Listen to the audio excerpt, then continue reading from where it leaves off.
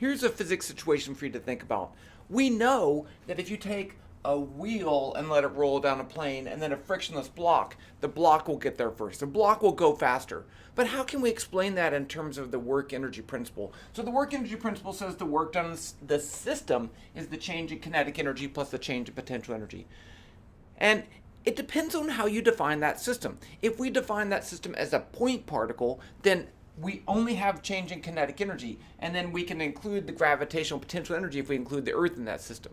So, shouldn't they have the same gravitational force, the same normal force, and end up with the same change in kinetic energy? No, because in this system of that ball, if we treat it as a point, there's that backwards pushing frictional force. That frictional force is what causes the ball to roll as it moves down.